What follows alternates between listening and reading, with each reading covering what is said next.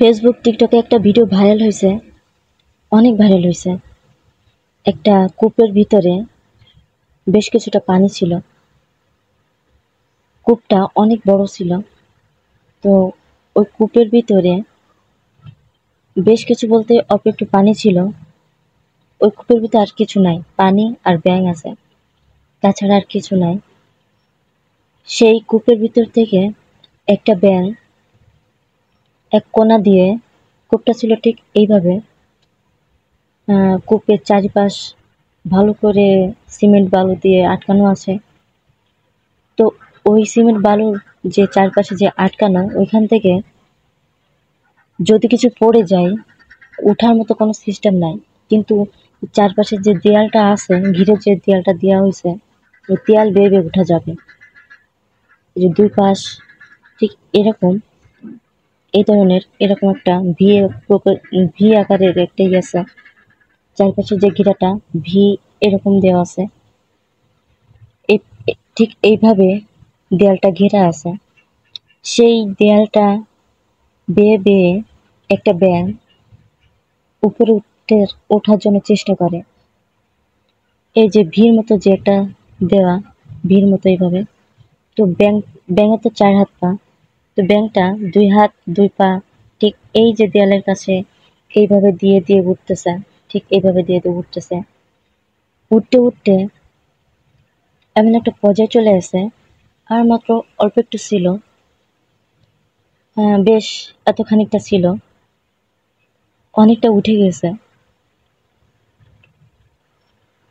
অনেকটা উঠে গেছে, তার চেষ্টা করতে করতে করতে করতে অনেক কষ্ট করে সেই দেয়ালটা বেয়ে বেয়ে ব্যাঙটা অনেক উপরে উঠে গেছে। আর মাত্র সামান্য এতটুকু বাকি। এতটুকু যে উঠতে পারে, তাহলে সে এই দেয়ালের বাইরে চলে যাবে, কূপের বাইরে চলে যাবে। তো ঠিক যখন এতটুকু ছিল, হঠাৎ করে সেই ব্যাঙটা তার কন্ট্রোল হারায়ে কূপের ভিতর আবার সে পড়ে যায়। সেই ব্যাঙটা কূপের ভিতরে এতটুকু জায়গা ছিল, আর এতটুকু যদি উঠতে পারতো তাহলে সে দেয়ালটা টপকে চলে যেত। এতটুকু জায়গা ছিল। তো উঠতে উঠতে যখন এতটুকু পর্যায়ে চলে আসলো, শেষ পর্যায়ে আর কি, এখান থেকে ব্যাঙটা তার কন্ট্রোল হারায়ে পড়ে গেল নিচে। মানুষ যদি চেষ্টা করতে থাকে, কি না করতে পারে। চেষ্টা করলে সব কিছুই পারে, চেষ্টা না করলে কিছুই পারে না। ঠিক তেমন একটা গল্প আছে যে একটা লোক, একজন বৃদ্ধা, তখন ছিল শীতকাল, আর এমনিতে বরফ পড়তেছে সেখানে।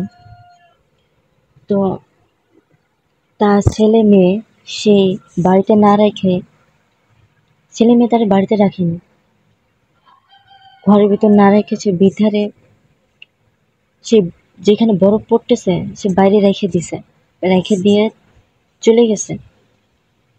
তার ছেলে মেয়ে, সে বৃদ্ধা ছেলে মেয়ে ওখানে রেখে চলে গেছে।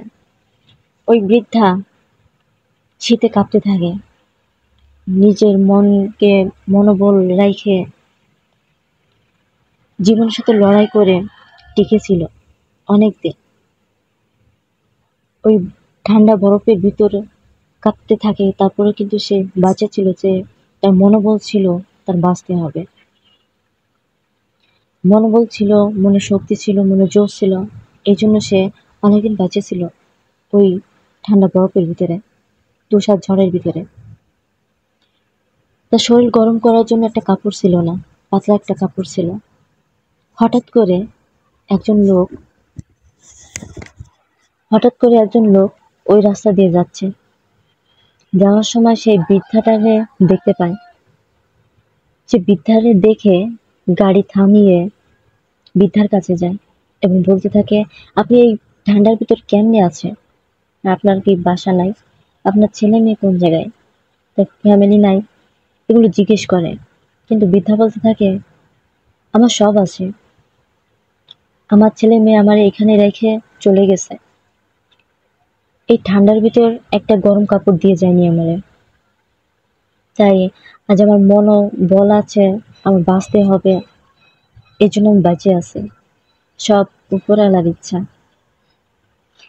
সব ঘটনা শোনার পর সেই লোকটা বলতে থাকে, আপনি একটু অপেক্ষা করুন, আপনি আধা ঘন্টার মতো অপেক্ষা করুন, আমি আসতেছি, আপনার জন্য গরম কাপড় নিয়ে আসতেছি, আপনি কোথাও যাবেন না।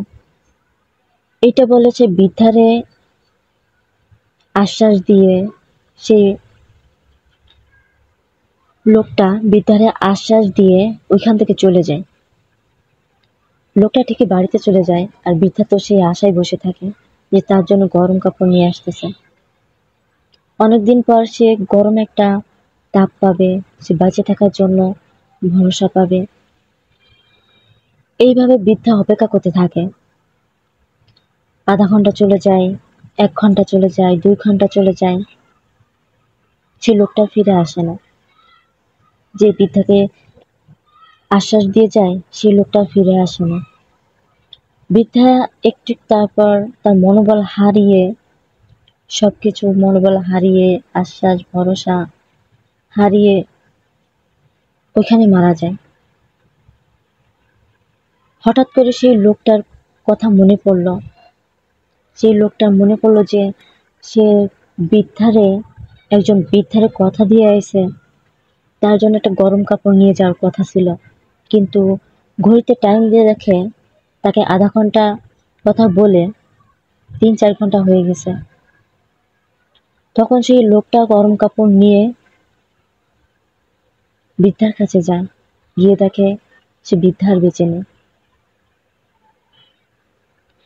ওইখানে বরফের উপর লিখে গেছিল, মৃত্যুর আগে বরফের উপর লিখে গেছিল,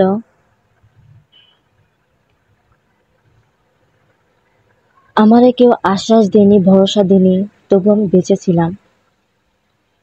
আমার মনে বল ছিল, মনে জোশ ছিল, শক্তি ছিল, মনোবল ছিল, আস্থা ছিল নিজের উপর, এই জন্য আমি বেঁচে ছিলাম। কিন্তু যখন দেখলাম একজন লোক আমারে সাহায্য করতে আসতেছে, গরম কাপড় নিয়ে আসতেছে, তখন নিজের প্রতি আমার নিজের আস্থা ভরসাটা উঠে গেছে, নিজের মনোবল উঠে গেছে।